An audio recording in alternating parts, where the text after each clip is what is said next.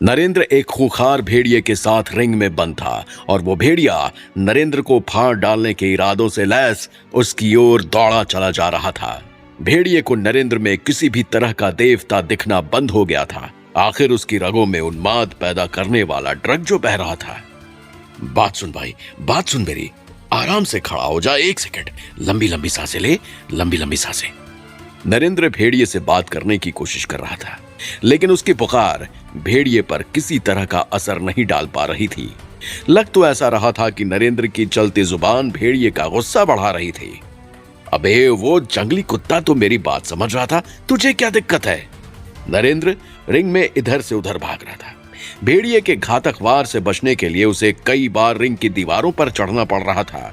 उसके पक्ष में बस एक ही बात जा रही थी कि ड्रग के इन्फ्लुएंस में भेड़िया इतना पागल हो चुका था कि उसके ज्यादातर वार दिशाहीन साबित हो रहे थे।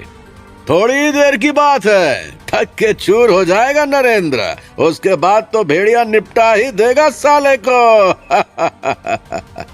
महेश चौहान की बात से सार्थक कुशवाहा पूरी तरह से सहमत था। नरेंद्र और उसकी मौत के बीच कुछ ही पलों का फासला रह गया था। मैं माफी मांगती हूं नरेंद्र की ओर से, प्लीज रिंग का दरवाजा खुलवाकर उसे बाहर निकलवा लीजिए। नरेंद्र की मौत सामने देख रेवती अपने आत्मसम्मान को किनारे रखकर मिन्नत करने सार्थक कुशवाहा के पास पहुंची। सार्थक के आदेश पर रिंग का दरवाजा खोला जा सकता था, लेकिन वो ऐसा करने के मूड में नहीं था। चौहान और कुशवाहा परिवार की करीबी के किस्से आम थे। आपके पति ने खुद ही महेश चौहान साहब की शर्त स्वीकार की थी। उन्होंने जंगली कुत्ते को हराया। अब रिंग से एक ही प्राणी जिंदा बाहर आएगा, आपका पति या फिर मेरा भेड़िया। खेल तो अब नहीं रोका जा सकता। सार्थक ने अपने इरादे साफ कर दिए। रेवती पहली बार आयोजन में परिवार का प्रतिनिधित्व करने आई थी। वो 2 चीजें खोकर वापस जाने वाली थी, अपना पति और आत्मसम्मान। अच्छा ठीक है, मेरी बात सुनना। सोच रहा था कि दोनों भाई बातचीत से मसला सुलझा लेंगे, लेकिन तू तो मान ही नहीं रहा। नरेंद्र भागते भागते अचानक से रुक गया। उसके रुक जाने से भेड़िया भी ठिठक के रुक गया। नरेंद्र हाथ जोड़ के एक टांग पर खड़ा हो गया। उसने आंखें बंद कर ली। लोगों को लगा नरेंद्र खुद को भेड़िए को समर्पित कर रहा है, वो हार मान चुका है। भेड़िए ने भी एक आखिरी वार करने के लिए कुछ कदम पीछे खींचे। वो नरेंद्र की तरफ कूदा तो, लेकिन जाकर जमीन पर गिरा। नरेंद्र अपनी जगह से हट चुका था। अबे ये कैसे हुआ? वो हवा में तैर रहा है क्या? उड़ रहा है यार, सच में। लोगों ने नरेंद्र को उड़ते देखकर दांतों तले उंगलियां दबा ली। उसके हाथ अभी भी जुड़े हुए थे, उसकी आंखें अभी भी बंद थीं। वो अभी भी एक ही टांग पर खड़ा हुआ था, लेकिन इस बार हवा में। नरेंद्र के कौशल का स्तर बढ़ता ही जा रहा था। मैं धरती से आकाश की ओर जा रहा हूं। हे ईश्वर, मुझे बीच के सभी पड़ावों का मुकाबला करने की शक्ति देना। नरेंद्र मन ही मन प्रार्थना कर रहा था। उसने आकाश को नमन करके आंखें खोली। आकाश के पार स्वर्ग था, जो कि उसका असली घर भी था। नरेंद्र ने अपने चारों तरफ नजर डाली तो पाया कि सभी लोग भौंचक के उसे ही देख रहे हैं। भेड़िया ऊपर की तरफ कूदकर उस पर झपट्टा मारने का प्रयास कर रहा है, लेकिन नरेंद्र भेड़िए से सुरक्षित दूरी पर उड़ रहा है। तुम्हारे लिए सौभाग्य की बात है कि तुम्हें एक देवता के हाथों मारे जाने का अवसर प्राप्त हो रहा है। चिंता मत करो, मरने के बाद तुम सीधा स्वर्ग जाओगे। नरेंद्र ने भेड़िए को सांत्वना देते हुए कहा। ऐसा लग रहा था कि भेड़िया भी उसकी बात समझ रहा है। उस पर ड्रग का प्रभाव क्षीण होने लगा था। नरेंद्र थोड़ा नीचे आया और उसने अपनी तलवार से भेड़िए का सिर धड़ से अलग कर दिया। नरेंद्र सबसे खतरनाक जंगली जानवर को अपना गुलाम बना चुका था। लोग अभी भी हैरानी से भरे हुए थे। वो सच में उड़ा था क्या? महेश चौहान ने सार्थक कुशवाहा से पूछा, जिसकी सिट्टी पिट्टी गुम हो चुकी थी। अब रिंग में उतरने की बारी उसके परिवार की थी। सुनो सुनो सुनो, नरेंद्र को चुनौती देने के लिए आखिरी साल के विजेता कुशवाहा परिवार की ओर से अनमोल कुशवाहा रिंग में उतरेंगे। अनमोल को विजयी होने के लिए 1 से अधिक भेड़ियों को गुलाम बनाना होगा। अनाउंसर ने जैसे ही घोषणा की, वैसे ही सार्थक कुशवाहा के पैरों तले जमीन खिसक गई। उसे अच्छे से पता था कि उसके बेटे अनमोल में मरे हुए भेड़िए को गुलाम बनाने की क्षमता नहीं है। देखो, हम अगर इस प्रतियोगिता में भी विजय नहीं हुए ना, तो राज्य में हमारी क्या ही इज्जत रह जाएगी। कुशवाहा परिवार जंगली जानवरों का संरक्षक था। उन्हें आज तक नरेंद्र जैसी चुनौती का सामना नहीं करना पड़ा था। चिंता मत करिए पिताजी, मैं परिवार के इज्जत पर आंच भी नहीं आने दूंगा। अनमोल ने सार्थक को ढांढस बंधाने की कोशिश की।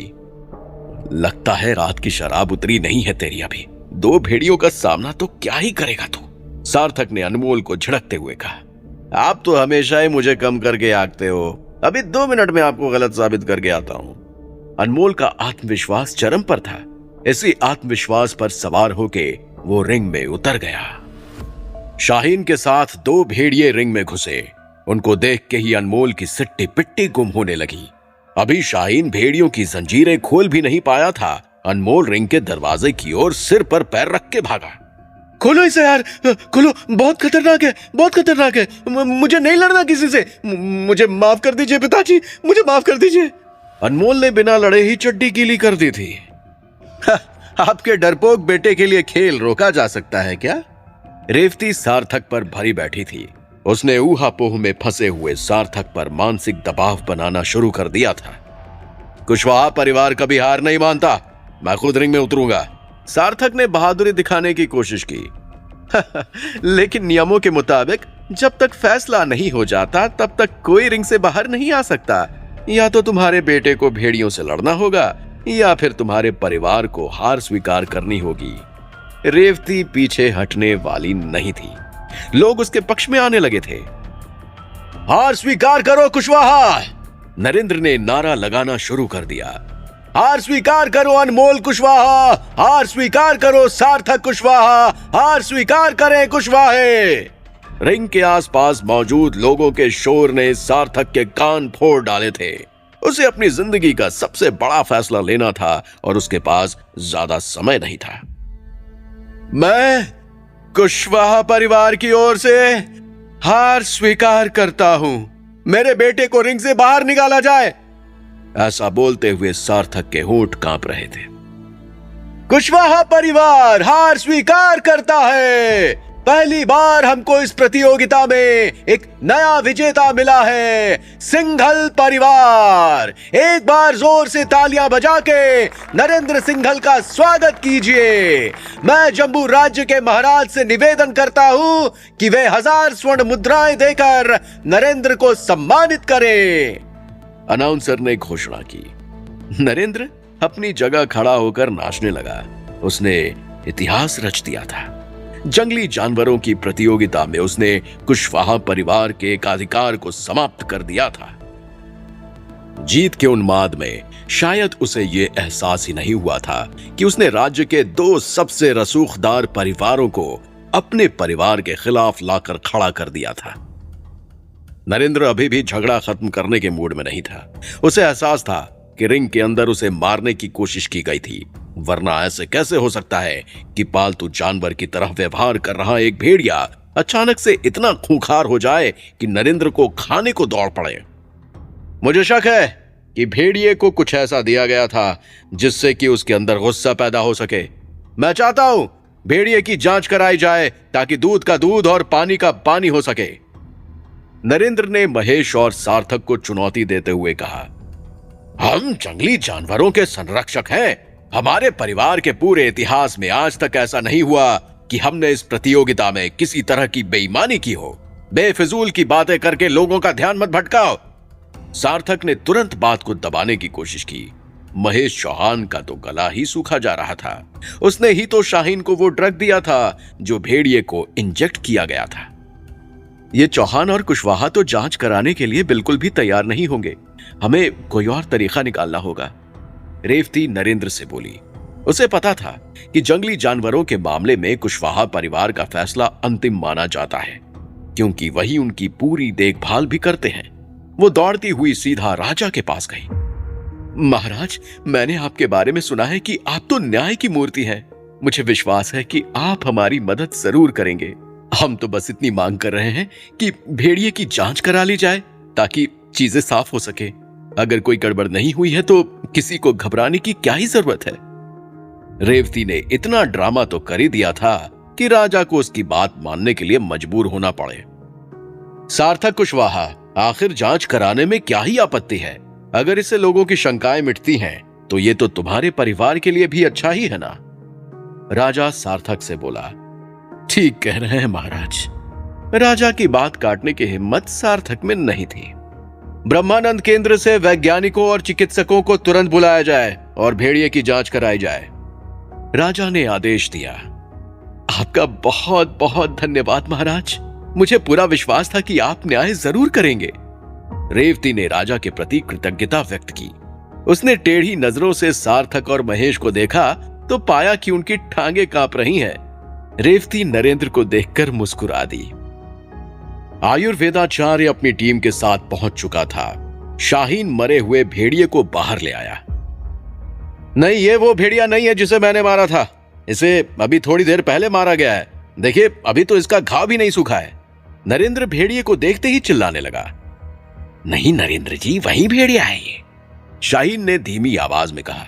अच्छा, सच में? नरेंद्र को गुस्सा आने लगा था। वो शाहीन का हाथ पकड़ के रिंग के पीछे ले गया जहां सब जंगली जानवर रखे जाते थे। वहां एक और मरा भेड़िया पड़ा हुआ था। तो ये क्या है? नरेंद्र ने शाहीन से पूछा। शाहीन ने कुछ जवाब नहीं दिया। उसने बस रोना शुरू कर दिया। उसे समझ आ गया था कि उसका लालच उस पर भारी पड़ चुका है। ये लीजिए असली भेड़िया आयुर्वेदाचार्य जी, इसकी जांच कीजिए। नरेंद्र असली भेड़िए को लेकर बाहर आ गया था। हाँ बिल्कुल, कुछ मिनटों का समय दीजिए, आयुर्वेदाचार्य ने नरेंद्र से कहा और अपनी टीम को जांच शुरू करने के लिए निर्देश देने लगा। उसकी टीम के सदस्यों ने भेड़िए की चीर फाड़ करनी शुरू कर दी जिससे कि वो सच तक पहुंच सके। वहां मौजूद सभी लोगों के लिए ये पल भारी साबित हो रहे थे। सार्थक और महेश को एहसास हो चुका था कि राजा की मौजूदगी में उनकी पोल खुलने वाली है। शाहीन तो लगभग बेहोश ही होने वाला था। देख रही हो उसके खून का रंग कैसा काला पड़ा हुआ है, नरेंद्र ने रेवती से बोला। उसे पूरा विश्वास था कि भेड़िए में किसी तरह की मिलावट तो पक्का की गई थी। हाँ आयुर्वेदाचार्य जी, क्या नतीजा निकला फिर जांच का? राजा का धैर्य भी अब जवाब दे रहा था। महाराज, मैं ये तो नहीं बता सकता कि ये गुस्ताखी किसने की है, लेकिन हमने भेड़िए के रक्त में ऐसा ड्रग पाया है जो उसे 1000 गुना ज्यादा हिंसक बना सकता है। आयुर्वेदाचार्य ने साफ साफ अपनी बात रखी। क्यों दोस्त, तूने क्यों किया ऐसा? राजा शाहीन से मुखातिब हुआ। गलती हो गई महाराज, गलती हो गई। शाहीन ने अपनी गलती तो मान ली, लेकिन महेश के इन्वॉल्वमेंट के बारे में बिल्कुल भी मुंह नहीं खोला। महेश की जान में जान आई। महाराज, इस बेचारे की मुझसे क्या ही दुश्मनी हो सकती है? इससे पूछिए, इसे ऐसा करने के लिए किसने कहा था? नरेंद्र को पता था कि शाहीन के पास आदेश ऊपर से आया था।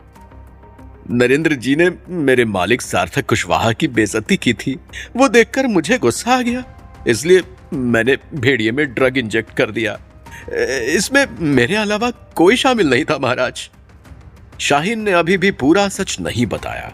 अपने मालिक को बचाने के लिए वो खुद कुर्बान होने के लिए तैयार था। बचपन से उसे इस बात की ही ट्रेनिंग दी गई थी। इसे जीवन भर के लिए कारागार में डाल दो, राजा आदेश देकर वहां से चला गया। सार्थक और महेश मन ही मन शाहीन का शुक्रिया अदा कर रहे थे। नरेंद्र और रेवती के मन में टीस रह गई थी। वो असली गुनहगार तक पहुंचने में नाकाम हो गए थे।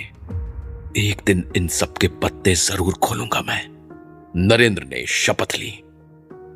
1 महीना काफी रहेगा हमारे लिए।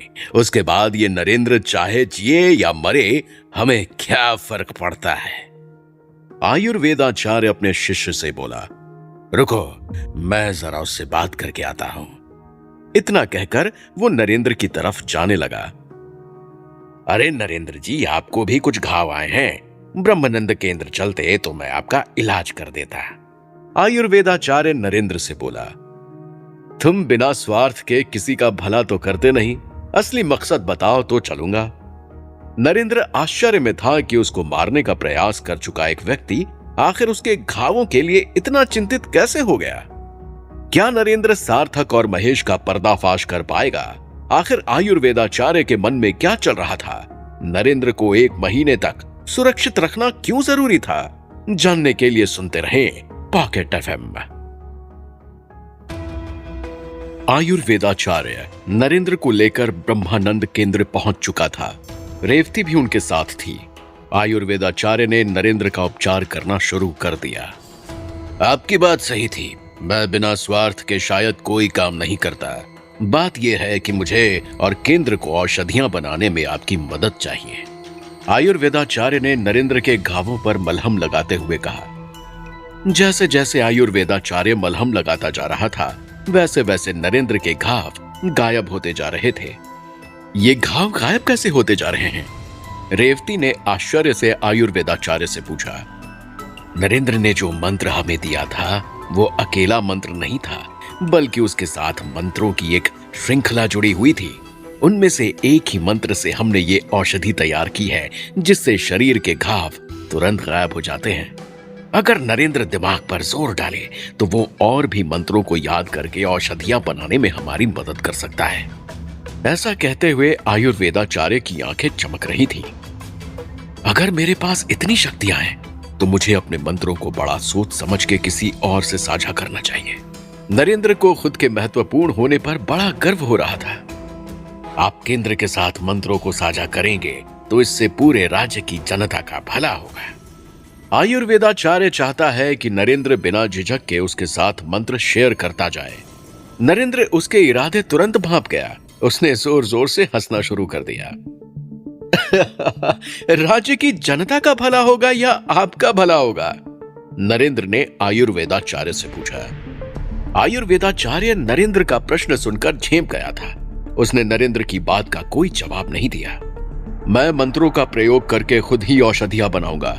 केंद्र चाहे तो उन औषधियों को बेच सकता है और हम 50-50% प्रॉफिट शेयरिंग कर सकते हैं। नरेंद्र ने आयुर्वेदाचार्य के सामने शर्त रखी। लेकिन आपके पास तो आयुर्वेद की ट्रेनिंग नहीं है।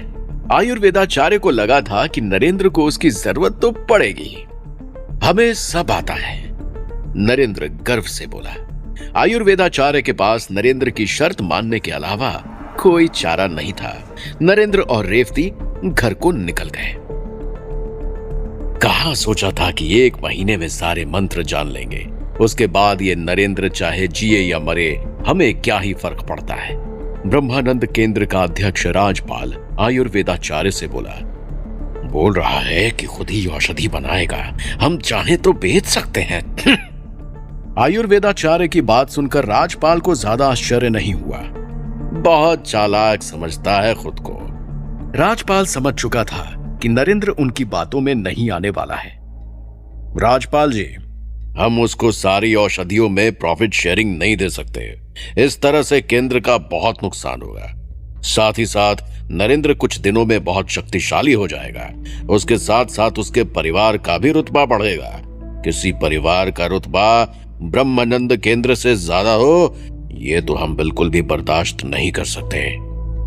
आयुर्वेदाचार्य की बातों से साफ था कि ब्रह्मानंद केंद्र नरेंद्र और उसके परिवार के बढ़ते प्रभाव से काफी असुरक्षित महसूस कर रहा था। तो हम कर भी क्या सकते हैं बैठ के तमाशा देखने के अलावा? राजपाल तो मानो उम्मीद ही छोड़ चुका था। क्या हमें शासन प्रशासन की मदद लेनी चाहिए? आयुर्वेदाचार्य की बात सुनकर राजपाल के कान खड़े हो गए। कहना क्या चाहते हो? राजा के पास चले? राजपाल ने आयुर्वेदाचार्य को बात साफ करने के लिए कहा। राजा के पास जाने की जरूरत नहीं है, लेकिन शहर के जागीरदार जोरावर सिंह के पास तो चल ही सकते हैं। आयुर्वेदाचार्य ने सुझाव दिया। वो तो जरूर मदद कर सकता है हमारी। राजपाल को आयुर्वेदाचार्य का सुझाव काफी पसंद आया। वो दोनों तुरंत ही जोरावर सिंह से मिलने के लिए निकल पड़े। चौहान और कुशवाहा दोनों में से कोई भी शांत नहीं बैठेगा। हमें उनके हर तरह के हमलों के लिए तैयार रहना होगा। वो हमारे व्यापार को तो नुकसान पहुंचाने की कोशिश करेंगे ही। मुझे बिल्कुल भी आश्चर्य नहीं होगा अगर वो हमारे परिवार के सदस्यों को डरा धमका के फायदा उठाने की कोशिश करें। हमें घर और कारखाने की सुरक्षा बढ़ानी होगी। नरेंद्र को भी अपनी सुरक्षा का विशेष ख्याल रखना होगा। हथियारों और बॉडीगार्ड्स के बिना कभी भी बाहर मत जाना। पुरुषोत्तम ने रेवती और नरेंद्र को निर्देश देते हुए कहा। वे नरेंद्र की कुशवाहा परिवार पर जीत से खुश तो थे, लेकिन उन्हें साफ साफ यह भी समझ आ रहा था कि नरेंद्र की सफलता के फलस्वरूप सिंघल परिवार कई प्रभावशाली लोगों के निशाने पर आ गया है। अरे पिताजी, उसकी कोई जरूरत नहीं है। कारखाने और घर की सुरक्षा तो बढ़ा ही देते हैं, लेकिन मैं अपनी सुरक्षा खुद ही कर लूंगा। नरेंद्र को अपनी आजादी में किसी तरह की बाधा पसंद नहीं थी। बॉडीगार्ड्स के बारे में सोचकर ही उसकी सांसें फूल रही थीं। पिताजी जैसा कह रहे हैं वैसा ही होगा। तुम्हारी हर बात मानी गई तो हम सब जल्द ही बर्बाद हो जाएंगे, रेवती ने नरेंद्र को घूरते हुए कहा। नरेंद्र उससे नजरें मिलाने से डर रहा था। अब ठीक है, नरेंद्र के मुंह से निकल गया। अगले दिन जब नरेंद्र युद्ध कौशल का अभ्यास करने निकला तो घर के बाहर 2 बॉडीगार्ड्स उसका इंतजार कर रहे थे। नरेंद्र उन दोनों विशालकाय आदमियों के सामने एक बच्चा सा लग रहा था। तुम दोनों मुझे गोद में उठा के ले चलोगे क्या? नरेंद्र ने मस्खरी करने की कोशिश की तो उसे बदले में बस गंभीरता मिली। नरेंद्र बॉडीगार्ड्स के साथ उस झोपड़ी के पास पहुंचा जहां पर वो युद्ध कौशल का अभ्यास किया करता था। अंदर नहीं आएगा तुम में से कोई भी, ठीक है? बॉडीगार्ड्स को सख्त निर्देश देके वो झोपड़ी के अंदर चला गया। नरेंद्र ये समझ चुका था कि वो शून्य से प्रथम के स्तर पर पहुंच चुका है, क्योंकि वो बहुत आसानी से जमीन के कुछ इंच ऊपर हवा में तैर सक रहा था। भेड़िए से लड़ाई के दौरान जो हुआ था वो मात्र एक संयोग नहीं था। उसे पता था कि उसे धैर्य रखना होगा। अभ्यास करते करते एक दिन वो आकाश के पास पहुंच जाएगा, और एक दिन आकाश के पार भी। आकाश के पार जाने के बाद ही उसे पता चलेगा कि आखिर उसका अमृत कलश किसने चुराया था। एक बात जिसकी उसे अभी तक बिल्कुल भी भनक नहीं थी वो ये थी कि जब वो अपनी झोपड़ी के अंदर अभ्यास करता है तो उसका असर उसके शहर के मौसम पर भी पड़ता है। बाहर बेमौसम बरसात शुरू हो गई थी। आजकल शहर में अचानक ही मौसम बदल जाता है। आयुर्वेदाचार्य और राजपाल जोरावर सिंह के पास बैठे हुए थे। देखिए, आपको मिलने का समय इसलिए नहीं दिया गया है कि आप मौसम का हाल बता के मेरा समय खराब करें। मुझे 75 और भी काम करने होते हैं। जोरावर शहर का जागीरदार था। वो बहुत ही सख्त मिजाज इंसान था। उसे बिल्कुल भी पसंद नहीं आता था कि कोई उसका समय बर्बाद करे। वो खुद को जम्बू राज्य के महाराजा से कम ताकतवर नहीं समझता था। वो अपना शासन तलवारों के दम पर चलाता था। उसके पास लड़कों की एक अच्छी खासी सेना थी। लोग कहते थे कि राजा भी जोरावर के मामलों में दखल नहीं दिया करता था। इसके बदले में जोरावर शहर के लोगों से मोटा टैक्स इकट्ठा करके राजकोष भरा करता था। वो जोरावर जी, बात यह है कि आपने शायद नरेंद्र सिंघल के बारे में सुना ही होगा। राजपाल को जोरावर से बात करने में हिचक हो रही थी। हाँ, बहुत कुछ सुना है हाल फिलहाल में। नरेंद्र की कीर्ति जोरावर तक पहुंच गई थी, जो कि अपने आप में कुछ खास अच्छी बात नहीं थी। उसके पास कुछ मंत्रों की शक्ति है जिससे हम कई तरह की औषधियां बना सकते हैं। कुछ औषधियां तो इतनी शक्तिशाली होंगी कि शरीर के घावों को पलों में ठीक कर देंगी। आयुर्वेदाचार्य ने राजपाल की बात पूरी की। पलों में? तुम या तो खुद गधे हो या फिर मुझे गधा समझते हो। जोरावर का धैर्य अभी से जवाब दे रहा था। नहीं जागीरदार जी, ऐसा सोचने की गुस्ताखी मैं कैसे कर सकता हूं। आयुर्वेदाचार्य ने जोरावर के सामने हाथ जोड़ लिए थे। हमारी बात पर विश्वास कीजिए जागीरदार जी, अगर नरेंद्र हमें मंत्र देने के लिए तैयार हो जाए तो आपके जितने भी लड़के हैं उनका इलाज चंद पलों में हो जाए करेगा। राजपाल ने जोरावर को लालच देने की कोशिश की। तो समस्या क्या आ रही है? ले लो जाके उससे मंत्र। जोरावर को अभी भी समझ नहीं आ रहा था कि इतनी सी बात के लिए ये दोनों उसके पास क्यों चले आए थे। वो नरेंद्र खुद को बहुत ही चालाक समझता है। वो किसी को मंत्र देने के लिए तैयार नहीं है। कहता है कि खुद ही सारी औषधियां बनाएगा। आयुर्वेदाचार्य ने जोरावर को समझाने की कोशिश की। तो बनाने दो उसे, खरीद लेना उससे। राजपाल को समझ आ गया था कि जोरावर भले ही एक शक्तिशाली आदमी हो, लेकिन वो एक मोटी बुद्धि का इंसान है। देखिए, अगर हम बस उसे ही औषधियां बनाने देंगे ना तो बहुत कम औषधियों का प्रोडक्शन हो पाएगा। उतनी औषधियां हमारे शहर के लिए पर्याप्त नहीं होंगी। राज्य की तो बात ही छोड़ दीजिए। राजपाल को लगा कि फाइनली वो शायद जोरावर को समझाने में कामयाब हो ही गया है। अगर तुम लोगों की बात सही निकली तो कोई बात नहीं, लेकिन अगर तुम्हारी बात गलत निकली और मेरा समय व्यर्थ हुआ तो तुम्हारी हड्डियां जरूर तोड़ दूंगा। तैयार हो ना? जोरावर ने आयुर्वेदाचार्य और राजपाल को लगभग धमकाते हुए कहा, हम किसी भी सजा के लिए तैयार हैं। आप बस नरेंद्र को अपने ऑफिस में बुलवा लीजिए, अकेले बुलवाइएगा उसे। राजपाल ने अपनी बात खत्म की। मुझे जागीरदार के यहां से बुलावा आया है, वो भी मुझे अकेले बुलाया है। नरेंद्र जोरावर के निमंत्रण से हैरान था। उसने ये बात रेवती से साझा की। जैसे ही उसे पता चलता है ना कि कोई परिवार पैसा कमा रहा है तो वो उसे बुलावा भेज देता है, उसे मोटा टैक्स जो वसूलना होता है। रेवती भी जोरावर के सच्चे इरादे को भांपने में असफल हो गई थी। सुनो, मैं भी तुम्हारे साथ चलूंगी, रेवती ने नरेंद्र से कहा। वो नरेंद्र को अकेले भेजने का जोखिम नहीं उठा सकती थी। नरेंद्र, रेवती और उनके बॉडीगार्ड्स जागीरदार के ऑफिस जाने के लिए निकले। तुम सब बाहर ही रुक जाओ, वो अकेला अंदर जाएगा। रेवती और बॉडीगार्ड्स को ऑफिस के बाहर ही रुकने के लिए कहा गया। परिवार का व्यापार मैं संभालती हूं, मुझे अंदर जाने दीजिए।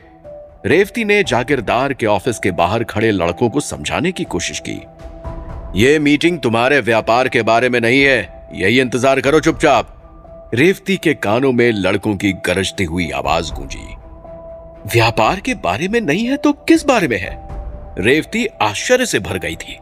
अरे तुम रुको ना इधर ही, मैं जोरावर से मिलके आया। इसके पहले कि लड़कों को गुस्सा आए, नरेंद्र ने रेवती को उस पर भरोसा रखने के लिए कहा। नरेंद्र अकेला ही अंदर चला गया। क्या वो अनजाने में शेर की मांद में घुस रहा था? क्या तुम्हारे पास कोई मंत्र है जो राज्य के काम आ सकता है? नरेंद्र के घुसते ही जोरावर ने सीधा सवाल दागा। जोरावर ऑफिस में अकेला ही बैठा हुआ था। अरे जागीरदार जी, मंत्र? कैसे मंत्र? मुझे कुछ समझ नहीं आया। नरेंद्र ने अनजान बनने की कोशिश की। जोरावर ने ब्रह्मानंद केंद्र से आई हुई औषधियां नरेंद्र के सामने रख दी। ब्रह्मानंद केंद्र तुम्हें इन औषधियों से हुए प्रॉफिट में हिस्सा क्यों दे रहा है? जोरावर नरेंद्र को घूरे जा रहा था। नरेंद्र को अभी भी भरोसा था कि वो बात संभाल सकता है। वो जोरावर जी, मैंने आयुर्वेद के एक पुराने ग्रंथ में से एक मंत्र पढ़ा था जो कि मैंने केंद्र को साझा किया, इस वजह से मुझे प्रॉफिट में हिस्सा मिल रहा है। नरेंद्र समझ नहीं पाया कि उसने बात संभाल ली है या और भी ज्यादा बिगाड़ दी है। जोरावर शांत हो चुका था। तुम या तो गधे हो या फिर मुझे गधा समझते हो। जोरावर ने यह बात बहुत ही गुस्से में नरेंद्र से कही थी। नरेंद्र को समझ आ गया था कि उसने बात बिगाड़ दी है। आयुर्वेदाचार्य और राजपाल ने जोरावर के कान भर दिए हैं। जोरावर नरेंद्र पर विश्वास करने के मूड में कभी था ही नहीं। तुझे पता है ना कि जो लोग झूठ बोलकर मेरा समय खराब करते हैं, मैं उनके साथ क्या करता हूं? जोरावर ने दोबारा से नरेंद्र को घूरना शुरू कर दिया था। अबे सुन जागीरदार। नरेंद्र आराम से कुर्सी पर बैठ गया। जोरावर को भरोसा नहीं हो रहा था कि नरेंद्र ने उससे इतनी बदतमीजी से बात की है। तू जो करता होगा वो करता होगा। अगर मेरे साथ कुछ किया तो तेरी मंत्र पाने की सारी इच्छा नाली में चली जाएगी, क्योंकि जो कुछ है मेरे पास है और वो यहां पर कैद है। नरेंद्र ने अपने दिमाग की ओर इशारा करते हुए कहा। भाड़ में जाए तेरे सारे मंत्र, लेकिन मुझसे बदतमीजी से कोई बात नहीं कर सकता। इसको ले जाओ फांसी घर और तब तक लटकाओ जब तक इसकी सांसें चलनी बंद ना हो जाए। जोरावर हाथ के हाथ फैसले लेने के लिए मशहूर था। उसकी चीख सुनकर उसके लड़के अंदर आ गए थे। उन्होंने जबरदस्ती नरेंद्र को कुर्सी से उठाया और उसे घसीटते हुए फांसी घर की ओर ले जाने लगे, जो कि जोरावर के ऑफिस के पीछे ही बना हुआ था। मौत के इतने करीब होने के बाद भी नरेंद्र जोरावर को देख के मुस्कुराया जा रहा था। क्या जोरावर को गुस्सा दिला के नरेंद्र ने अपनी जीवन की आखिरी गलती कर दी थी? क्या रेवती नरेंद्र के साथ हो रहे बर्ताव से पूरी तरह से अनजान थी? जानने के लिए सुनते रहें पॉकेट एफएम।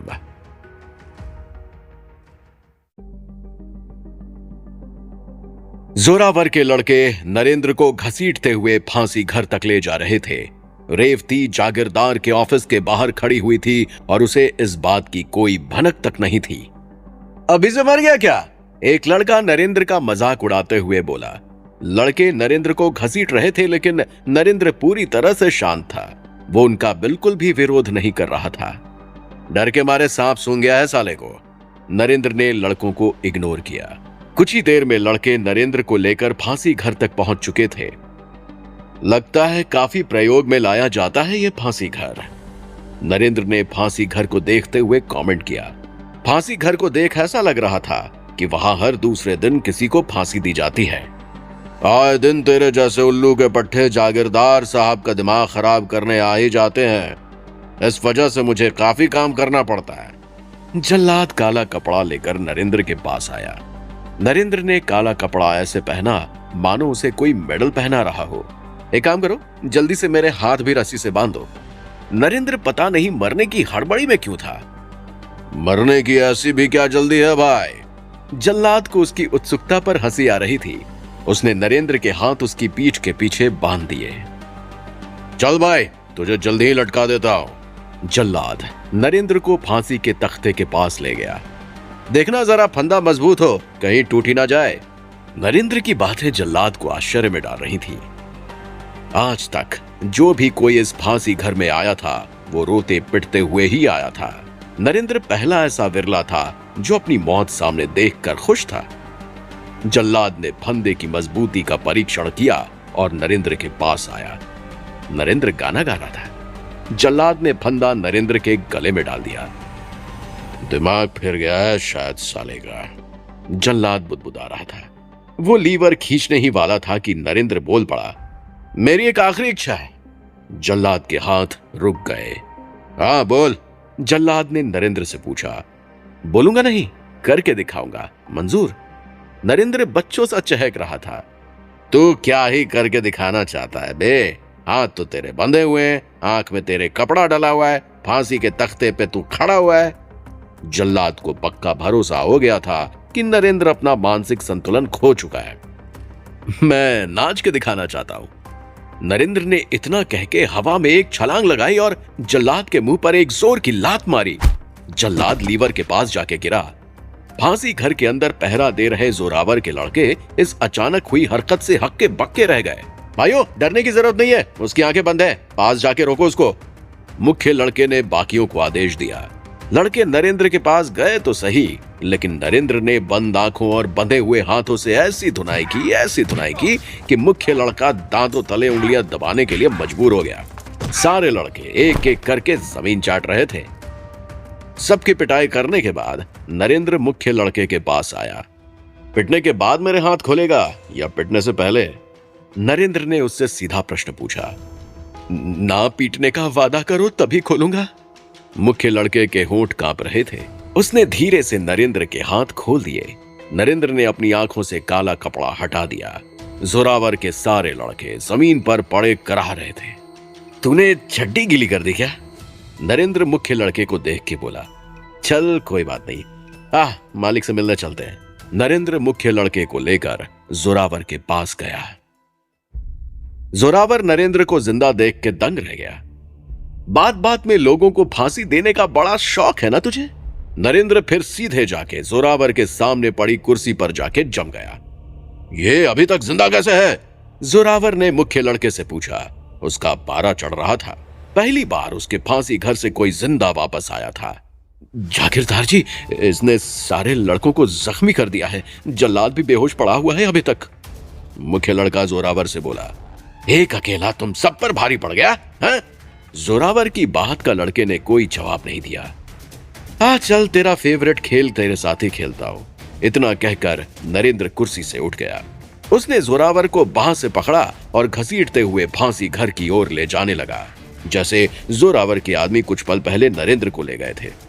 चल, आज तेरा फांसी का शौक पूरा कर ही देता हूं। जोरावर को नरेंद्र के इरादे बहुत ही खतरनाक लग रहे थे। अरे खड़े खड़े क्या देख रहे हो, पकड़ो इसे। जोरावर ना तो खुद को नरेंद्र की पकड़ से छुड़ा पा रहा था और ना ही उसके लड़के उसकी मदद करने के लिए तैयार थे। लड़के तो ऐसा व्यवहार कर रहे थे मानो उन्हें कुछ दिखाई ना दे रहा हो। तुझे पता है ना तू किससे पंगा ले रहा है? इस शहर का जागीरदार हूं मैं, राजा तक सीधे पहुंच है मेरी। मुझे कुछ हुआ ना तो तू तो नहीं बचेगा। जोरावर बड़बड़ा रहा था। नरेंद्र ने जोरावर को काला कपड़ा पहना दिया था। नरेंद्र ने उसके हाथ भी बांध दिए थे। नहीं नहीं नहीं नहीं! जोरावर के घोर विरोध के बावजूद नरेंद्र ने उसे फांसी के तख्त पर ले जाके खड़ा कर दिया। क्या नरेंद्र सच में जागीरदार को फांसी देने वाला है? क्या उसे समझ नहीं आ रहा है कि ऐसा करने के बहुत बुरे परिणाम हो सकते हैं? मुझमें और तुझमें फर्क ही क्या रह जाएगा अगर मैं भी छोटी छोटी बातों पर लोगों को फांसी देना शुरू कर दूं? नरेंद्र लीवर खींचने से पहले रुक गया। मुझसे वादा कर कि आज के बाद तू खुद लोगों को सजा नहीं देगा। हर मामला या तो न्यायालय के पास जाएगा या फिर राजा के पास। अगर मुझे दोबारा सुनने में आया कि तूने बिना बात के मासूम जनता को सजा दी है तो मैं वापस आ जाऊंगा। जब दोबारा आऊंगा ना तो ये लीवर खींच के जाऊंगा। नरेंद्र इतना कहकर फांसी घर से बाहर निकल गया। अरे मेरी आंखें और मेरे हाथ तो खोलते जाओ, जोरावर ने विनती की, लेकिन नरेंद्र ने उसे अनसुना कर दिया। जोरावर के एक लड़के ने चुपके से उसके बंधन खोल दिए। अगर इसी फांसी घर में तुझे मौत की नींद ना सुलाया ना तो मेरा नाम जागीरदार जोरावर नहीं। ऐसा कहते हुए जोरावर के होंठ कांप रहे थे। उसके कर्मचारियों के सामने उसकी इतनी बेइज्जती आज तक किसी ने नहीं की थी। इतनी देर कहां लग गई? पता है मुझे कितनी चिंता हो रही थी। ऊपर से ये जोरावर के गार्ड्स मुझे अंदर भी नहीं जाने दे रहे थे।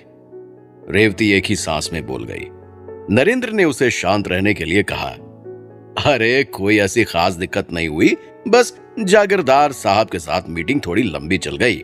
व्यापार और परिवार के बारे में पूछ रहे थे। मैंने कह दिया आपकी कृपा से सब ठीक ही है। नरेंद्र रेवती को सच बताकर उसे फर्जी में तनाव नहीं देना चाह रहा था। घर चले? नरेंद्र ने पूछा तो रेवती ने सिर हिला दिया। दोनों घर पहुंच के आराम करने के मूड में थे, लेकिन घर पर एक बिन बुलाया मेहमान उनका इंतजार कर रहा था। रेवती ने जैसे ही उसे देखा उसका हलक सूख गया। एकदम अचानक से? मालविका जी आप? रेवती के मुंह से बस इतना ही निकला, जी मैं। मालविका रेवती को घूरे जा रही थी। नरेंद्र को बिल्कुल भी आइडिया नहीं था कि मालविका कौन है। पुरुषोत्तम और मांडवी को जब उसने सहमे खड़े हुए देखा तो समझ गया कि मामला कुछ संगीन है। आखिर इस औरत में ऐसा क्या है कि पूरा परिवार सहमा खड़ा हुआ है? नरेंद्र को समझ ही नहीं आ रहा था। मालविका ने जैसे ही मुंह खोला उसे धीरे धीरे करके सब सवालों के जवाब मिलने शुरू हो गए। क्या बोल के संस्थान से छुट्टी ली थी तुमने? मालविका ने रेवती से पूछा। कि मैं चचेरी बहन की शादी में जा रही हूं। रेवती के होंठ कांप रहे थे। और सच क्या था? मालविका की आंखें रेवती को मानो खा ही जाने के लिए तैयार थी। मेरी खुद की शादी थी। रेवती ने मानो कोई जुर्म कबूल कर लिया हो। झूठ क्यों बोला? मालविका उसे छोड़ने के मूड में नहीं थी। रेवती का मन कर रहा था कि धरती फट जाए और वो उसमें समा जाए। मालविका लड़कियों को हथियारों की ट्रेनिंग देने के लिए एक संस्थान चलाती है। रेवती बचपन से उसकी सबसे मेधावी छात्रा रही है। संस्थान में ट्रेनिंग पाने के लिए लड़कियों को अविवाहित रहना जरूरी है। रेवती को पता था अगर वो अपनी शादी के बारे में किसी को बताएगी तो उसे संस्थान से निकाल दिया जाएगा। रेवती अपनी ट्रेनिंग बीच में नहीं छोड़ना चाहती थी। अभी उसे अस्त्र शस्त्र कौशल के बारे में बहुत कुछ सीखना बाकी था, इसलिए उसने मालविका से झूठ बोलकर छुट्टी ली। मुझे माफ कर दीजिए मालविका जी, मैं अपनी ट्रेनिंग पूरी करना चाहती थी, इसलिए मैंने झूठ बोला। रेवती रंगे हाथ पकड़ी गई थी। उसके पास माफी मांगने के अलावा कोई चारा भी नहीं था। उसे अपनी गलती का एहसास है मालविका जी। इससे पहले कि पुरुषोत्तम अपनी बेटी के समर्थन में कही गई बात पूरी कर पाए, मालविका चीख पड़ी। गलती का एहसास गया तेल लेने। आपकी बेटी क्या हीरे की बनी है जो मैं उसके लिए संस्थान के नियमों में परिवर्तन कर दूं? मैं वैसे भी इस मक्कार को यह बताने आई थी कि इसे संस्थान वापस आने की कोई जरूरत नहीं है। आप जो भी चाहे कर लीजिए, लेकिन मुझे ट्रेनिंग पूरी करने का मौका दे दीजिए। रेवती ने सुबकना शुरू कर दिया था। नरेंद्र को यह सब बहुत अजीब लग रहा था। मौका तो उन्हीं को मिल सकता है जिनकी शादी ना हुई हो। रेवती को सुबकते देख मालविका के व्यवहार में कुछ नरमी तो आई थी। देखो, शादी होने के बाद तोड़ी भी तो जा सकती है। रेवती को समझ नहीं आया कि मालविका ने सुझाव दिया है या आदेश। मतलब क्या है आपका? नरेंद्र को मालविका पर गुस्सा आ रहा था। मतलब रेवती अच्छे से समझ रही है। जाओ बेटा, अपनी शादी का प्रमाण पत्र लेकर आओ। मैं नहीं चाहती कि तुम जैसी होशियार लड़की की ट्रेनिंग अधूरी रह जाए। यह हमारे संस्थान के लिए भी अच्छा नहीं होगा। मालविका रेवती को कुछ ऐसा करने के लिए कह रही थी जिसका ख्याल उसे सपने में भी नहीं आ सकता था। रेवती तो अब नरेंद्र से प्यार भी करने लगी थी और अब मालविका उसे शादी तोड़ने की बात कर रही थी। कहीं जाने की जरूरत नहीं है रेवती, वहीं खड़ी रहो, मैं सिखा दूंगा शस्त्र विद्या, नरेंद्र रेवती से बोला। इतना सुनते ही मालविका जोर जोर से हंसने लगी। तू सिखाएगा? अबे फुद्दू, कहीं जाके बातें करना सीख पहले। मालविका की हंसी रुक ही नहीं रही थी। वैसे पिछले कुछ दिनों में तुम्हारे जैसे कई लोगों का गुरूर तोड़ा है मैंने। नरेंद्र भी पीछे हटने वालों में से नहीं था। तू मुझे चुनौती दे रहा है? मालविका की हंसी थोड़ी गायब सी होने लगी थी। तो देख ले कौन शस्त्र विद्या में निपुण है, मैं या आप। नरेंद्र में आत्मविश्वास की कोई कमी नहीं थी। रेवती को समझ आ गया था कि नरेंद्र ने बहुत बड़ी गलती कर दी है। मालविका जी, वो नादान है, उसे आपके बारे में कुछ नहीं पता है, मैं उसकी तरफ से माफी मांगती हूँ। रेवती ने माहौल ठंडा करने की कोशिश की। मैं किसी से कोई माफी नहीं मांग रहा। नरेंद्र माहौल को गर्म ही रखना चाहता था। मालविका ने उसकी पत्नी को रुलाया था जो उससे बर्दाश्त नहीं हो रहा था। मालविका कभी चुनौतियों से मुंह नहीं फेरती। हट जाओ पीछे सभी लोग। मालविका ने कमर के पास खुसा हुआ खंजर निकाल लिया था। नरेंद्र उसके सामने था। रेवती को विश्वास नहीं हो रहा था कि देखते ही देखते बात इतनी बढ़ चुकी है कि उसके सामने एक शस्त्र युद्ध होने वाला है। वो उस क्षण को कोस रही थी जब उसने मालविका से झूठ बोल के छुट्टी ली थी। नरेंद्र और मालविका एक दूसरे पर नजर जमाए हुए थे। दोनों का खंजर तना हुआ था। काफी देर तक दोनों एक सर्कल में घूमते रहे। फिर मालविका ने चपलता दिखाते हुए नरेंद्र के दाएं हाथ पर वार किया। उसका खंजर छिटक कर दूर जा गिरा। यह सब इतनी तेजी से हुआ कि नरेंद्र को संभलने का मौका तक नहीं मिला। मालविका ने लात मारकर उसे भी जमीन पर गिरा दिया और खंजर नरेंद्र के गले के पास लगा दिया। क्या हुआ तुम्हारी शस्त्र विद्या की निपुणता को? तुमको तो अभी खुद ही ट्रेनिंग लेने की जरूरत है। मालविका मुस्कुरा रही थी। नरेंद्र को समझ आ गया कि आखिर रेवती मालविका की इतनी इज्जत क्यों कर रही थी। अब तुम तय कर लो, तुम्हें शस्त्र विद्या मुझसे सीखनी है या फिर अपने इस फुद्दू पति से। मालविका ने रेवती से कहा। हाँ, ये बात सही है कि तुम्हारे जैसी मेधावी छात्रा को खोने का दुख मुझे होगा, लेकिन तुम्हारे अकेले के लिए संस्थान के नियमों में परिवर्तन नहीं किया जा सकता। हम शादीशुदा लड़कियों को प्रवेश नहीं दे सकते। मालविका ने अपनी पूरी बात की। वो निकलने के लिए पूरी तरह से तैयार थी। वो दरवाजे तक पहुंची ही थी कि पीछे से रेवती की आवाज आई। तो मुझे पति और गुरु में से किसी एक को चुनना होगा। मालविका के कदम रुक गए। नरेंद्र के भी कान खड़े हो गए। रेवती पति और गुरु में से किसे चुनेगी? जोरावर अपने अपमान का बदला कैसे लेगा? जानने के लिए सुनते रहें पॉकेट एफएम।